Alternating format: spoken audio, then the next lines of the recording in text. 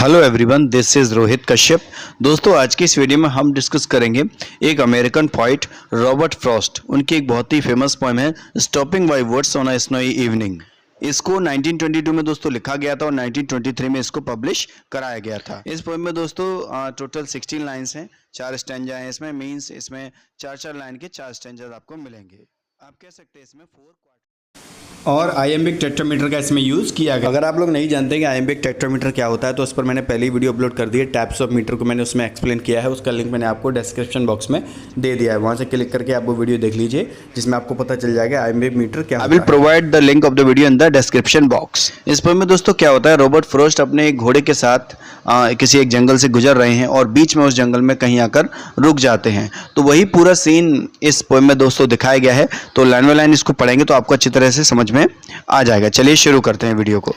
Whose woods these are, I think I know।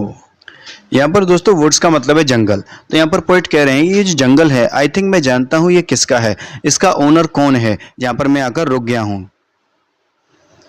His house in the village though, शायद उसका घर, यानी जो इस जंगल का जो ओनर है उसका घर शायद इस विलेज में है, जो आसपास कहीं कोई विलेज है उस विलेज में है। He will not see me stopping here। तो क्योंकि उस जो इस जंगल का मालिक है उसका घर कहीं और है, किसी गांव में है, तो मैं यहाँ रुक गया हूँ, तो वो जंगल का मालिक मुझे यहाँ पर देख नहीं सकता है कि मैं यहाँ जंगल में रुका हुआ हूँ। To watch his woods fill up with snow। तो उसका ये जंगल बर्फ से भर गया है, यानी बर्फ की बरसात से भर गया है। उसको देखने के लिए राइटर यहाँ पर रुक गया है, लेकिन उसके मालिक को नहीं पता है कि राइटर यहाँ रुका है। तो दोस्तों इस पूरे स्टेंजा का मतलब है कि जो राइटर हैं अपने हॉर्स के साथ हैं, घोड़े के साथ हैं, जंगल में एक में रुक जाते हैं और उनको लगता है कि वो इस जंगल के मालिक को जानते हैं और उस मालिक का घर है वो थोड़ा जंगल से कहीं दूर गाँव में है। इसलिए जहाँ पर ये पोइट रुके हुए हैं जंगल में, तो उनका मालिक उनको यहाँ पर देख नहीं सकता है और ये जो जंगल है पूरा बर्फ से भरा हुआ, यानी बर्फ से ढका हुआ है। चलिए आगे की लाइन देखते हैं। My little house must think it queer to stop without a farm house near.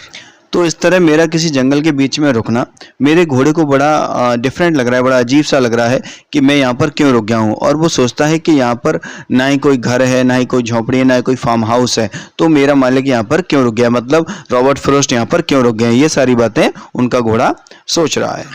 Between the woods and the frozen lake the darkest evening of the year.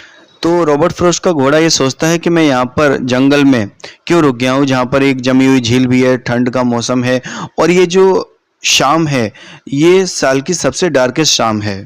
तो ये सब रॉबर्ट फ्रॉस्ट का घोड़ा यहाँ पर सोच रहा है कि मेरा मालिक यहाँ पर जंगल में क्यों रुक गया है, ना ही यहाँ पर कोई घर है ना कुछ है और ये बीच जंगल में रुक गए, यहाँ पर एक जमी हुई झील है आसपास और ये जो इवनिंग है ये सबसे अंधेरी इवनिंग है इस साल की, तो यहाँ पर मेरा मालिक क्यों रुका है। ये सब रॉबर्ट फ्रॉस्ट का घोड़ा सोच रहा है और घोड़े को ऐसा लग रहा है कि यहाँ पर जो रॉबर्ट फ्रॉस्ट रुक गए हैं, आई थिंक ये जगह रुकने के लिए ठीक नहीं है, मतलब सेफ नहीं है।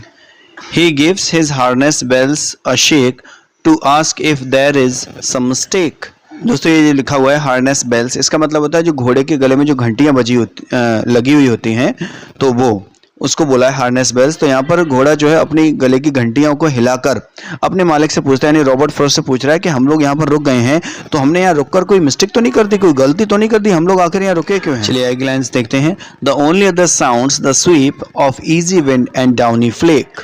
इसका मतलब है कि यहाँ पर जो आवाज़ आ रही है, एक तो घोड़े की घंटी की आवाज़ आ रही है, दूसरा क्या है जो वहाँ पर हवा बह रही है, ठंडी ठंडी हवा चल रही है उसकी साउंड आ रही है, और जो बर्फ वहाँ पर गिर रही है उसकी साउंड आ रही है, और कोई साउंड ही नहीं है, यानी यहाँ पर कोई है ही नहीं, ना ही कोई घर है, ना ही कोई इंसान है, ना कुछ है, तो हम लोग यहाँ पर क्यों रुके हैं।